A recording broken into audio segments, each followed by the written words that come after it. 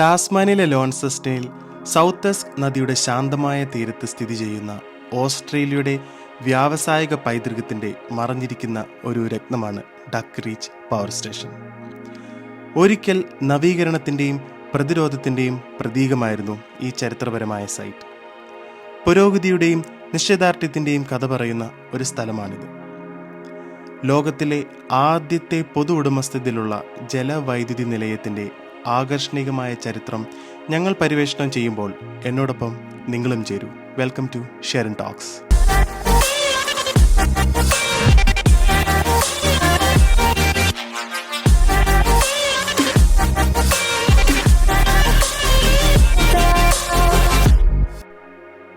പത്തൊൻപതാം നൂറ്റാണ്ടിൻ്റെ അവസാനത്തിൽ കുതിച്ചുയരുന്ന ജനസംഖ്യയുള്ള ഒരു വളർന്നു വരുന്ന നഗരമായിരുന്നു ലോൺസെസ്റ്റൺ. എന്നിരുന്നാലും അക്കാലത്തെ പല നഗരങ്ങളെയും പോലെ ഒരു പ്രധാന വെല്ലുവിളിയായി അഭിമുഖീകരിച്ചിരുന്നത് ഇവിടുത്തെ വീടുകൾക്കും വ്യാവസായിക വാണിജ്യ മേഖലകൾക്ക് എങ്ങനെ കാര്യക്ഷമമായി ഊർജം പകരാം എന്നതായിരുന്നു. അത് പ്രാവർത്തികമാക്കാൻ ഒരു അഭിലാഷ പദ്ധതി രൂപീകരിച്ചു. സൗത്തെസ്ക് നദിയുടെ സ്വാഭാവിക ഊർജം ലോൺസെസ്റ്റനെ എന്നേക്കുമായി മാറ്റുന്ന ഒരു പദ്ധതി.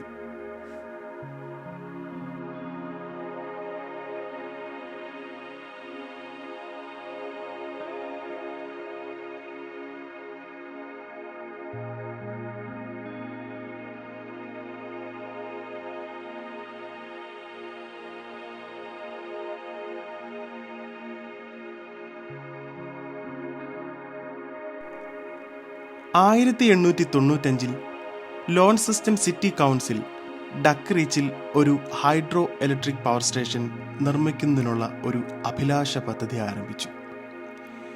കാറ്റ്രാച്ച് ഗോർജിന് ഇടയിൽ സ്റ്റേഷൻ ഔദ്യോഗികമായി 1895 ഡിസംബറിൽ പ്രവർത്തനം ആരംഭിച്ചു. ഇതൊരു പൊതുമേഖലാ ഉടമസ്ഥതയിലുള്ള ആദ്യത്തെ ജലവൈദ്യുതി നിലയമായി മാറി. സദേൺ ഹെമിസ്ഫിയറിലെയും ലോകത്തിലെ ആദ്യ കാലഘട്ടങ്ങളിലെ ഹൈഡ്രോ ഇലക്ട്രിക് പവർ സ്റ്റേഷൻ ലോൺസെസ്റ്റനിലായിരുന്നു.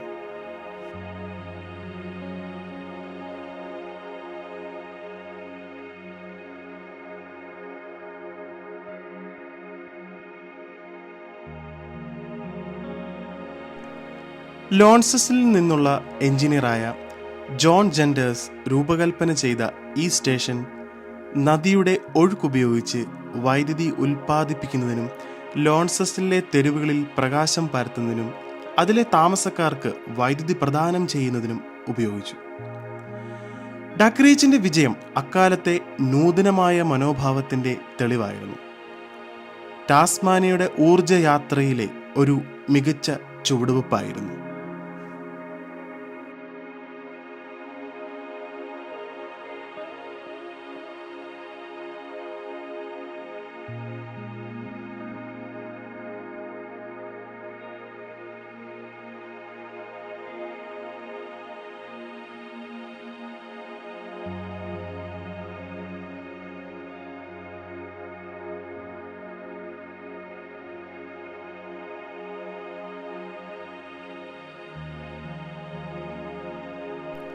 എന്നിരുന്നാലും യാത്ര അതിൻ്റെ വെല്ലുവിളികളില്ലാതെ ആയിരുന്നില്ല.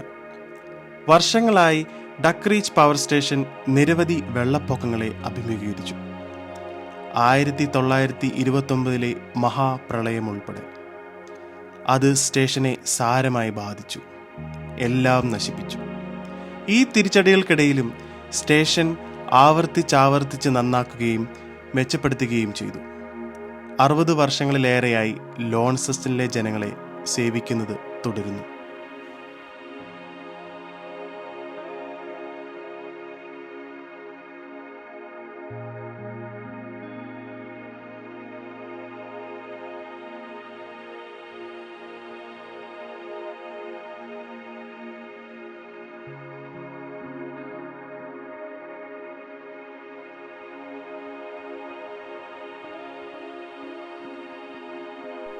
സാങ്കേതിക വിദ്യ വികസിക്കുമ്പോൾ വൈദ്യുതിയുടെ ആവശ്യം വർദ്ധിച്ചു. വലുതും കൂടുതലും കാര്യക്ഷമവുമായ പവർ സ്റ്റേഷനുകൾ ആവശ്യമായിരുന്നു. 1955 ട്രവലിൻ പവർ സ്റ്റേഷൻ കമ്മീഷൻ ചെയ്തു. അതേ വർഷം തന്നെ ഡക്ക് റീച്ച് ഡീകമ്മീഷൻ ചെയ്തു. എന്നാൽ ഡക്ക് റീച്ചിൻ്റെ പാരമ്പര്യം ഇപ്പോഴും നിലനിൽക്കുന്നു, ഭൂതകാലത്തിൻ്റെ ഒരു തിരുശേഷിപ്പ് എന്ന നിലയിൽ. എന്നാൽ ഇന്ന് ടാസ്മാനിയയുടെ പുനരുപയോഗ ഊർജ മേഖലയെ നയിക്കുന്നത് തുടരുന്നു.